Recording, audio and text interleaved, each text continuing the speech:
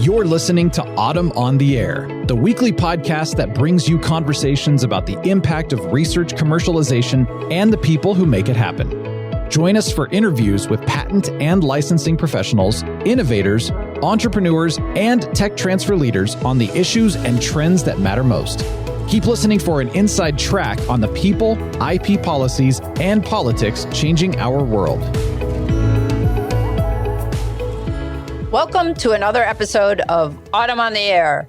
Today I'm excited to be joined by Aileen Dingus, the Commercialization Network and Events Manager at Tech Launch Arizona, to talk about making the path to commercialization of inventions more equitable.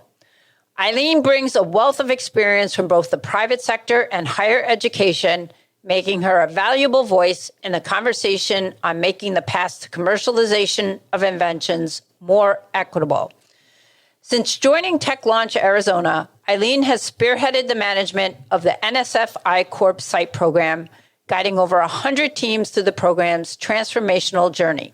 She has also played a pivotal role in developing the Claim Your Seat at the Table program, which empowers women researchers and inventors within the University of Arizona community, equipping them with the tools necessary to commercialize their inventions and create a meaningful impact beyond academia. Aileen's commitment to promoting diversity and inclusion extends beyond her work at Tech Launch Arizona. She serves as the chair of the Arizona Tech Council Women in the Workforce Committee and co-chair for the Autumn Diversity Special Interest Group. Additionally, she has been actively involved as the marketing and logistics swim lane lead for the University of Arizona's inaugural Diversity Symposium and is a member of the NOLA Chorus Girls. With her Master of Science in Entrepreneurship from the University of Arizona, Aileen's expertise and passion for empowering women entrepreneurs make her a catalyst for change in creating a more equitable environment for commercializing inventions. Welcome, Aileen. I'm so excited to have you here on the air. I'm excited to be here, Lisa. I'm geeked about this conversation, so I'm looking forward to it. Well, I'm geeked as well, and that's because I know how passionate you are about creating a more equitable environment for women to commercialize their inventions. So I want to get right to it because I think we're going to have a great conversation. So I wanted to start off, Aileen, and ask you, how have organizations recognized and addressed the gender disparities in the path to commercialization of inventions? Well, I can only speak to the organizations with which I have experience, but I think many of them are starting to recognize that there are gender disparities on the paths at all. If you recall, it wasn't that long ago that gender wasn't really an issue in academic research because there were relatively few women entering the field. Now we have robust STEM education programs that start earlier and earlier, and we're going to see more women researchers and inventors, and we'll see them want to commercialize their inventions. So organizations are starting to look at the whole process. What steps are set in stone? What can be more flexible? How are we accommodating women inventors in the whole process? This can be as simple as, do we hold meetings when women traditionally have familial responsibilities? Or can be as complex as, how are women researchers supported at the departmental level? Are they encouraged in the same manner as non-female researchers? Are women researchers hired at the same rate of their male colleagues? And I think as soon as we start figuring out the answers to those questions, we'll be able to more accurately address the gender disparities on the paths to commercialization. Yeah, because I think one of the issues is, we're seeing more and more women, I think, getting into STEM, but they're not staying in STEM. So we see this kind of leaky pipeline kind of problem. Yep. And that's been addressed a lot in the past few years. Absolutely. So, Aileen, you talked about looking at the whole process, and I'm going to focus on one of those parts of the process, and that's investors. And I'm curious to know, in your experience, what role do investor biases play in contributing to the different experience women entrepreneurs face when they seek funding?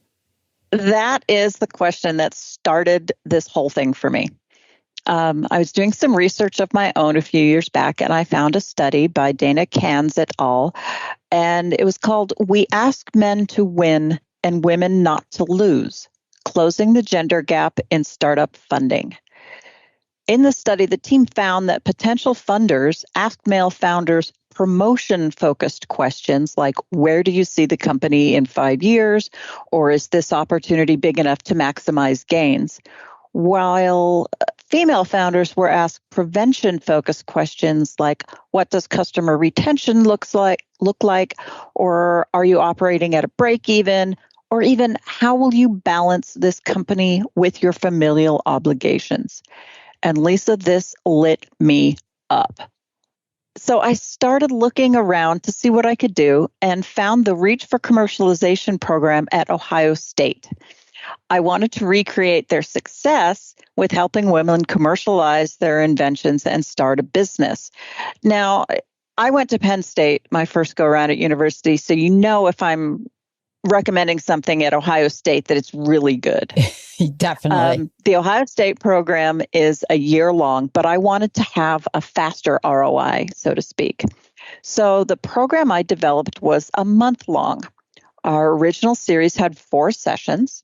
One was linking your passion to impact, working with Tech Launch Arizona, introducing people to the idea of commercialization. Women tend not to want to commercialize or know that they can commercialize, and that's a whole nother podcast. But we wanted to get them used to the idea of doing that. The next session was building a team, whether it be a team in their lab, a team in their home to help them shoulder the responsibilities, a personal board of directors, so to speak. The third was customer discovery. Who will pay for your invention? We received funding from a National Science Foundation grant that was tacked on to our I-Core site program. So this was kind of paying homage to that, customer discovery and things like that. And our final one was the big one for me. It was beyond grants, understanding the funding life cycle. We had experts in the field come in from national VC organizations, Golden Seeds, and we had someone come in from our local angel investor organization, which was Desert Angels, and it's one of the most active angel investor organizations in the country. And they spoke to the women in the cohort to talk about what to expect when you go in front of a VC or when you go in front of an angel organization. And the idea was to get the women prepared not to go for funding, but for the kinds of questions they would be asked. And our funding that we used from our site program grant was used to advertise the sessions, and it was enough to get the word out and hold a few cohorts. So that was our first foray into it. We're working on some other things now, but that was a good start. I would say that's a pretty impressive start. And you did all that in a month? We did those 4 sessions in a month. It was an hour, 2-hour session once a week. And that's when we learned that timing is key, because some women couldn't do it because I scheduled it at the end of the day. And that never even occurred to me. Yeah. So they had to get home for family, pick up kids from school, things like that. Right. Interesting. And, I want to kind of keep on this theme a little bit more. And, I know you've been very involved in developing programs like Claim Your Seat at the Table, which was aimed at empowering women researchers and inventors. And I'm curious, could you share some of the changes you've witnessed organizations make to their policies to create more equitable environment for women entrepreneurs? Yeah. I wouldn't say that there are changes yet, but having an awareness of the different paths people take to reach the same result is a big deal. At an autumn dinner last year in New Orleans, I was asked what I would do if I was given $1 million to help women on my campus commercialize their invention. I said I would pay for somebody to cook their meals, or do their laundry, or pick up their children, or do any number of the things that women traditionally have to shoulder in addition to their work or entrepreneurial efforts. Well, the table was gobsmacked. I bet. And you're right, though. Yeah. My dinner partners never considered that the responsibilities many women hold outside of academic life may have prevented them from pursuing commercialization. Our friend Karen Maples calls it too many hats. Women just have too many hats to wear at once. I actually contacted the gentleman who asked me the question recently, and he said, I thought that our discussion over dinner was the highlight of the autumn meeting, and I have recounted the discussion a number of times. And then he told me that he's in the process of creating a platform within his university's acting CEO program to work specifically with women and minority inventors. It's baby steps, and that's okay as long as the steps keep coming. Absolutely. And thank you for doing that, because I think that was, I remember hearing that comment from you as well. And like you said, a lot of people hadn't thought about that. So appreciate you doing that and bringing it to light. Now I just need that $1 million. Yeah, exactly. If we could find somebody who could do that, some celebrity or somebody with a lot of money who could provide that at all universities, I think we'd be in a great place. Mm-hmm. So I wanted to ask you, you're part of Tech Launch Arizona, and I'm curious, about some of the policies and practice there that have been implemented to help promote gender equality in the commercialization of inventions. Well, at Tech Launch, we are part of a bigger organization, obviously, the University of Arizona. So I don't have a lot of influence. I don't make the decisions at the higher level. But where I am, I have a big mouth. I'm really stubborn, and I'm not afraid to use either of those skills there. But I have great leaders who encourage me to try new things. Last year, we implemented a program called World Changing Women, where we invite some of our rock star women inventors who already work with us to lunch. They're asked to bring a +1, either a new faculty member, somebody from their lab, even an undergrad if they want. And we encourage them to bring women. We're not limited to that. I want everybody to know that this is not a girls-only club, but this is to encourage women inventors. But we bring them and we feed them. That's all they have to do. They show up and they eat. It's not a heavy lift. But while they're there, we make sure to have some of our campus higher-ups in the room.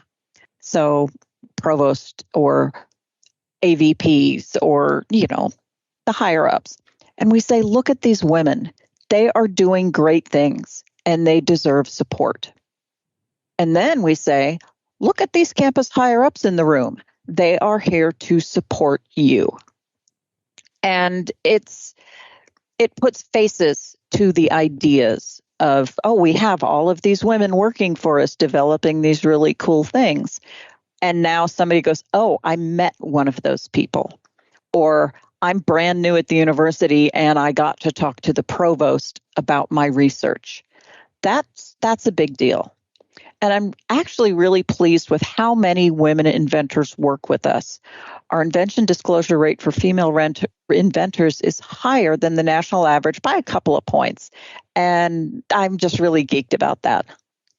That's really fantastic, Aileen. And, you talked about, that program you just mentioned about supporting women. And I want to talk a little bit about confidence, because I think, that does play a role in this to a certain extent. So I'm curious, what strategies have you found effective in encouraging women entrepreneurs to pursue their inventions and navigate the path to commercialization with confidence? Well, like you said, the World Changing Women Lunch is a great example. If you can see it, you can be it. I noticed that we had some really, really great professors and great researchers in the room. One of our researchers has had dozens of patents awarded her over the past few years. And to have her stand there and be able to talk to a brand new researcher, first year researcher in another department where they might not have interacted before, that was really great to see. Or have an undergrad come and talk to a woman who just, got $1 million grant to do whatever. It's, if you can see it, you can be it. And that's really one of my favorite things. We had a meeting about a week after our world-changing women's luncheon this year, and someone said, by the way, I got an invention disclosure from one of the women that came as a +1 to that luncheon. She said she would have never considered it had she not gone to that lunch. That's and fantastic. I went, woohoo! Yes. So it works. Yes, it does work. And that's a great story. Thank you for sharing that. And congratulations, because without that luncheon, you wouldn't have had that invention disclosure, which is fantastic. And that woman's going to change the world. Absolutely. And that's the thing. Yeah, we got a number to put in our number form, but that woman is on her way to change the world. And that's the really fun part about this. Yeah, it really is. And I mean, you're doing tremendous work there. So, Aileen, I wanted to ask you, how can organizations promote a shift in investor behavior to encourage more equitable funding decision for women entrepreneurs? Well, academic institutions have enormous influence on everything they touch, and using that influence will help all academic entrepreneurs. So invite local investors to events where they can meet inventors, hold pitch competitions so people can see what's going on, get the community, especially the funding community, to see what's going on at the university and who is doing it. It's a lot easier to turn down a nameless, faceless than it is to turn down a person. Absolutely. And I wanted to ask you next about mentorship and networking opportunities, because these really can be instrumental in leveling the playing field for women entrepreneurs. And I know you're very, very active in this area. So I wanted to ask you for your thoughts on how you've seen these factors play a role in supporting women entrepreneurs in the commercialization process. Well, we have a great mentor pool here that includes outstanding women from all fields. I am constantly looking for more, so if anybody wants to join, let me know. I don't have the numbers to back this up, but I do have anecdotal evidence that when I pair a woman-led potential startup with a woman mentor, or if there's a woman mentor on the team working with a potential startup, there's a broader understanding of what the process will entail. As our provost said, we're not developing the best possible technologies when we're not including all sorts of people at the table to design those technologies. Having women mentors at the table helps ensure that we're developing the best possible technologies. So do you have a secret in terms of how you get all your women mentors and your mentors for your program? Well, actually, when I first started the drive to include more women mentors in our organization, I did a half-day symposium called Flourish Here, and we invited just women from the area, from Southern Arizona, and we had breakouts talking about how to maintain your feminine self in your male-dominated field, how to handle finances, how to be an ally. We also invited men. How to be an ally. And then we had a really good panel where we had 3 amazing women and 1 amazing man who came in and answered all the questions from our audience about how to be a woman mentor in a technical field, how to be an ally if you don't know where to start. And that really kicked it off for us.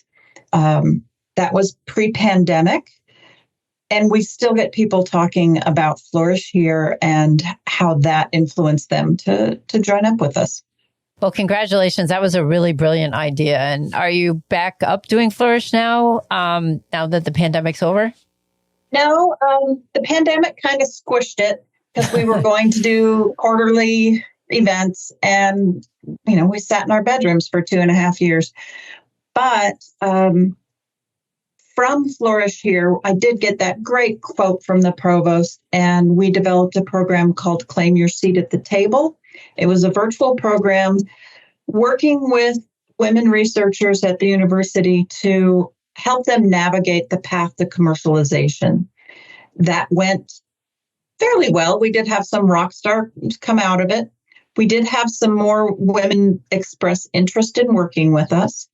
And now I'm working on another program that I'm calling Inspire.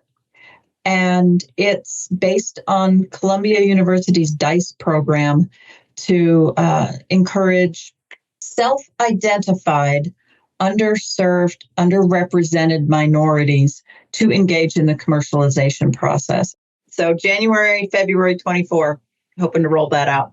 Well, we'll stay tuned to keep an eye out for that. So, and I wanted to ask you about culture, particularly culture of inclusivity and diversity. And how do you think organizations can foster a culture of inclusivity and diversity to ensure that all entrepreneurs, regardless of their gender, have equal opportunities for commercializing their inventions? Well, the big thing is you walk the walk. You make sure that your organization not only talks about diversity and inclusivity, but that it demonstrates it. Is your own department diverse? And the thing that is kind of hard to get across to people is diversity isn't just male, female. It's age, it's race, it's socioeconomic level, it's ability and disability, it's language, it's career stage. And once you show that you foster a culture of inclusivity and diversity internally, it's easier to walk that walk. An easy way to get started is to contact your organization's Department of Diversity and Equity and see what programs they offer. We had a session recently on unconscious bias in our office, and we're discussing doing an internal climate survey to set a baseline for where we are and make a plan for where we want to be. So, Aileen, I wanted to ask you, from your perspective, what do you think are some of the potential long-term benefits for organizations that actively work towards making the path to commercialization more equitable for women entrepreneurs? Well, there's a few things. Like I mentioned earlier, we're not developing the best technologies when we're not including all sorts of people to design those technologies. Better technologies come from more diverse outlooks. And on the other hand, studies show that startups with diverse teams are often more successful. A study done in 2018 showed that when women business owners pitched for early stage capital, they received significantly less, like $1 million less than men presenting the same basic information. But businesses founded by women ultimately deliver higher revenue, more than twice as much as businesses founded by men. So if all you're looking at is dollars and cents, investing in diverse organizations founded by women gives you a better ROI. Absolutely. Along those same lines, I wanted to ask you about measuring and tracking progress. And do you have some thoughts on how organizations can measure and track their progress in terms of how to achieve gender equality in the commercialization of inventions? Sure. It's data. Gather all the data you legally can. When I started on this, I counted the number of mentor opportunities in our I-Corps program, the number of male mentors, and the number of female mentors. Of 113 opportunities, only 13 of those were held by women. That was enough to light my hair on fire and get the ball rolling. Your organizations have people who track all of this stuff. So find out what data you can gather from them. I've worked with university analytics and institutional research to get gender and race percentages in our colleges and compared that to what we find in our pipelines.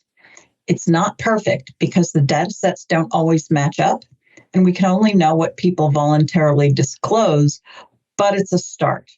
Then you find your weak spots and you shore them up. Actively recruit diverse mentors, actively encourage diverse researchers, seek out grad students and postdocs and encourage them to consider commercialization, and then you help them.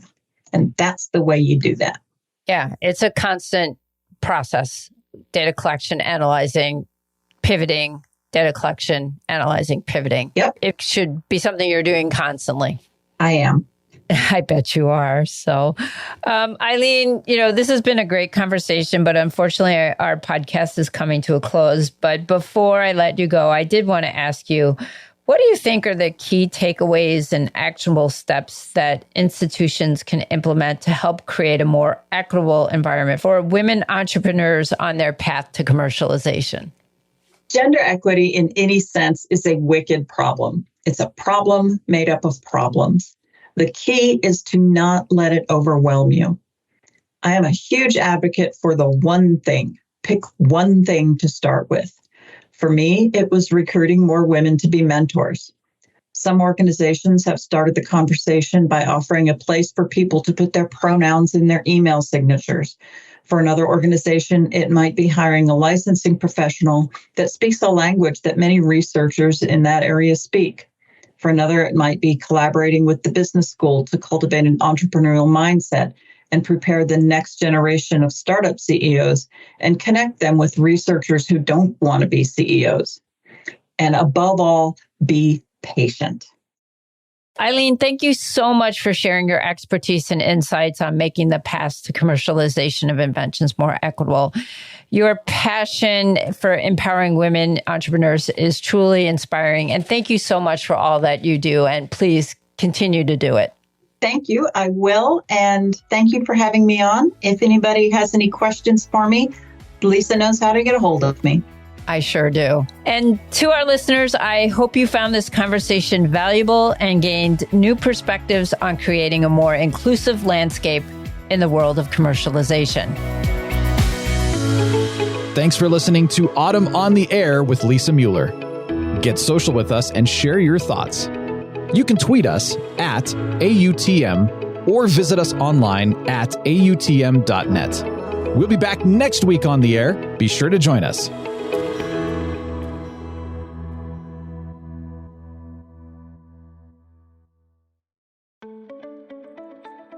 New to tech transfer or a seasoned pro? AUTM is the global member organization for tech transfer and is here to help you get connected, get smart, and get ahead. Whether you work in academia, research, government, business development, corporate engagement, or startups, AUTM is dedicated to supporting you through education, advocacy, networking, and promotion.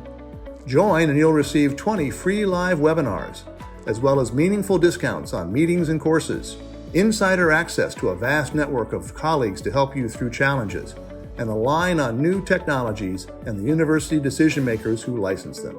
Membership is open for 2023. Join us.